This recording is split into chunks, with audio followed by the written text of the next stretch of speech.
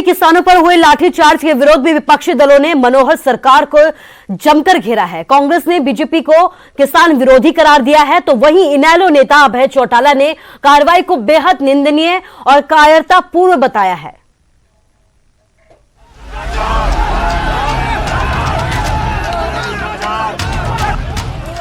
शनिवार को करनाल में किसानों पर हुए लाठीचार्ज के बाद विपक्षी दलों ने इस कार्रवाई की कड़े शब्दों में निंदा की। इनेलो नेता अभय सिंह चौटाला ने कहा, किसानों पर लाठीचार्ज करना बेहद निंदनीय और कायरतापूर्ण भरा कदम है। किसान हमारे अन्नदाता हैं, न कि देश के दुश्मन।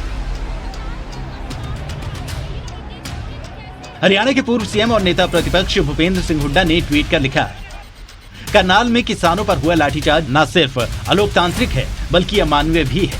हम इसकी निंदा करते हैं। लोकतंत्र में सभी को अपना विरोध दर्ज करने का संवैधानिक हक है। लाठी गोली से सरकार नहीं चला करती, लोगों का दिल जीतकर सरकार चलती है। हरियाणा में किसानों पर लाठीचार्ज की गूंज पंजाब में भी सुनाई दी। कांग्रेस नेता राजकुमार वेरका ने किसानों पर की गई कार्रवाई की निंदा की और कहा कि बीजेपी किसान विरोधी है। निहत्थे किसानों पर लाठीचार्ज करके उसने अपना चेहरा साफ कर दिया। आज साडे किसानां दे उपर निहत्थे किसानां दे उपर ये लाठीचार्ज किया है। ये इरादा बीजेपी का ये चेहरा साफ हुंदा है कि किसानां नूं दबाउणा चाहते हैं, किसानां नूं जलील करना चाहते हैं। कांग्रेस के राष्ट्रीय प्रवक्ता रणदीप सिंह सुरजेवाला ने मनोहर सरकार को निशाने पर लिया और कहा कि करनाल में हर हरियाणवी की आत्मा पर लाठियां बरसाई है। सरकार ने करनाल में बेरहमी और बर्बरतापूर्ण लाठीचार्ज कर एक बार फिर अंग्रेज के जनरल डायर की याद दिला दी।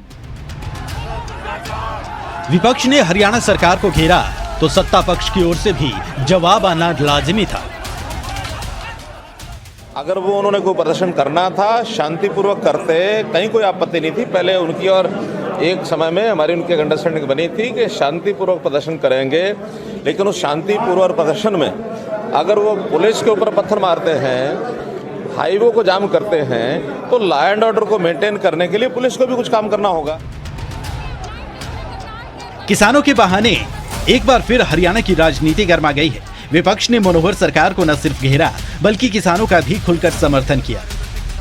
इससे पहले कुरुक्षेत्र के पीपली में किसानों पर जो लाठीचार्ज हुआ था उसने भी काफी तूल पकड़ा था और उसके बाद दिल्ली की सरहदों पर शुरू हुए किसान आंदोलन में उसका असर भी देखने को मिला था। अब करनाल में किसानों पर लाठीचार्ज का मामला भी बढ़ता जा रहा है। किसान भी अपनी आगे की रणनीति बना रहे हैं। चंडीगढ़ से एमके दुदानी के साथ पंकज कपाली, न्यूज़ 18 हरियाणा। तो वहीं राज्यसभा सांसद दीपेंद्र हुड्डा ने किसानों पर हुए लाठीचार्ज की कड़े शब्दों में निंदा की है और मनोहर सरकार से इस्तीफे की मांग भी की है। जो आज किसान का जो लहू बहा है, देश को सोचना चाहिए। हम देशवासियों से न्याय की मांग करते हैं।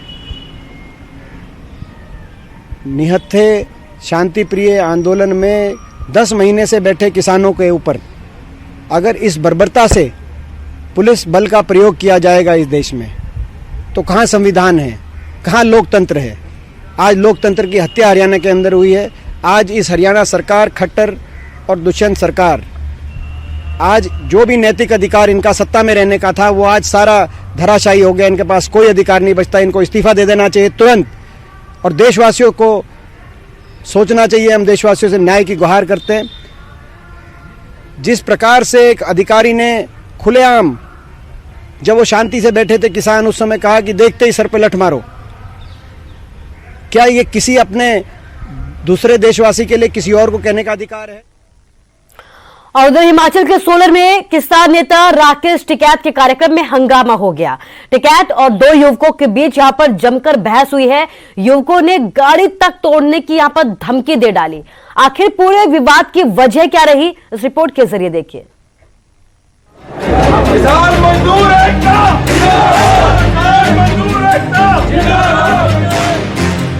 किसान नेताओं में बड़ा चेहरा राकेश टिकैत, जिनकी तरफ से अब हिमाचल का रुख किया गया।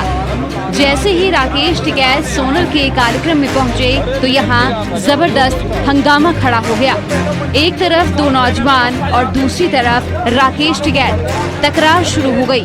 इस तकरार की वजह क्या बनी वो भी आपको बताते हैं। दरअसल टिकैत कृषि कानूनों के संबंध में लोगों को जागरूक करने के लिए सोनल पहुंचे थे। इस दौरान किसानों ने राकेश टिकैत का गर्मजोशी से स्वागत भी किया। टिकैत के हक में नारेबाजी भी की गई। बस इसी बात से दो नौजवान भड़क उठे। बात इतनी बढ़ी कि टिकैत की गाड़ी तक तोड़ने की धमकी दे दी और आगे से टिकैत भी भड़क गए। काफी देर तक बहस होती रही।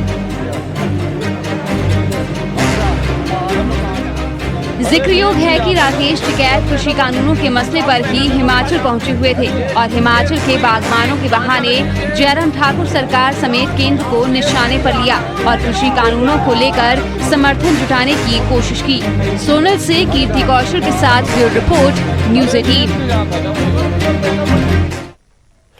सोलन टोल प्लाजा पर विधायक के बेटे की दादागिरी सामने आई है। गाड़ी पर विधायक लिखकर यहां पर जमकर धौंस दिखाई है। कर्मचारी ने टोल नहीं देने पर गाड़ी को रोक दिया, जिसके बाद विधायक के बेटे की गाली गलौज और हाथापाई की तस्वीरें सामने आई हैं। राजस्थान के विधायक के बेटे हैं ये, जिनकी दादागिरी आप साफ तरीके से देख सकते हैं।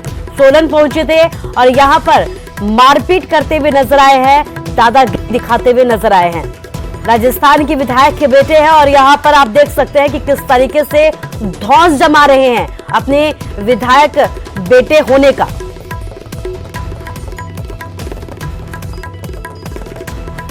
आया कल विधायक लिखा हुआ था, उसने राजस्थान की गाड़ी थी। जैसे कि उसने भगाने की कोशिश की तो एक्चुअली मैंने डंडा लगा दिया। डंडा लगाने के बाद उसको मैंने बाहर जाके बोला कि यहाँ पे अपना या तो आई कार्ड वगैरह मतलब कुछ भी है, जो भी है उसको मेरे को बता दो। अगर कुछ नहीं है तो अपनी पर्ची कटा लो।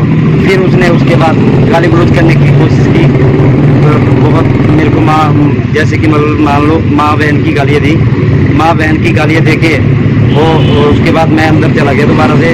फिर बहस बुराई बहुत ज़्यादा हुई। उसके बाद मुझे वो मारने की धमकी देने लगा। धमकी मतलब और सोहना में दलित युवक को नंगा कर थाने में रखने का एक मामला सामने आया है, जहां पर एसएचओ राजेश कुमार के खिलाफ दलित समाज ने जमकर प्रदर्शन किया है। थाने के बाहर पुलिस के खिलाफ नारेबाजी की गई है। एसएचओ पर उनके साथ दुर्व्यवहार के आरोप भी लगे हैं। एसएचओ के तबादले की यहां पर लोगों की तरफ से मांग की जा रही है। एसीपी ने जांच के लिए मांगा है 3 दिन का वक्त और उसके बाद ही पूरी कार्रवाई की बात कही है। तो सोहना का ये पूरा मामला है जहां पर ये पूरा विवाद हुआ है। दलित युवक को निर्वस्त्र कर थाने में रखने का ये पूरा मामला है। एसएचओ राजेश कुमार के खिलाफ यहां पर दलित समाज ने जोरदार तरीके से प्रदर्शन किया। इसके साथ ही पुलिस के खिलाफ यहां पे नारेबाजी भी की गई है।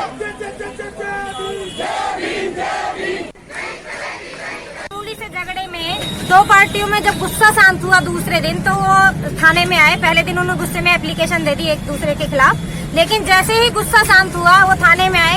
एसएचओ साहब से बात की तो एसएचओ साहब कहते हैं कि मैं कल इनका समझौता कराऊंगा।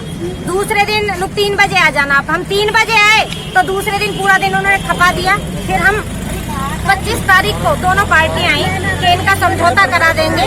समझौते के नाम पर उनको बुला लिया और उनके कपड़े उतार के दोनों पार्टियों के, दोनों दलित समाज के उनके कपड़े उतार के एसएचओ साहब ने लॉकअप में डाल दिया बिना किसी रीजन के। जबकि जब दोनों पार्टियां समझौता करना चाहती हैं, दोनों पार्टियों का मामूली झगड़ा हुआ है, इतना बड़ा कोई इशू नहीं था। स्थानीय पुलिस है, उसने इनके खिलाफ जो प्रिवेंटिव एक्शन किया है वो इनके मुताबिक ये है कि हमारा समझौता हो चुका था, उसके बावजूद भी पुलिस ने प्रिवेंटिव एक्शन किया है हमारे अगेंस्ट में।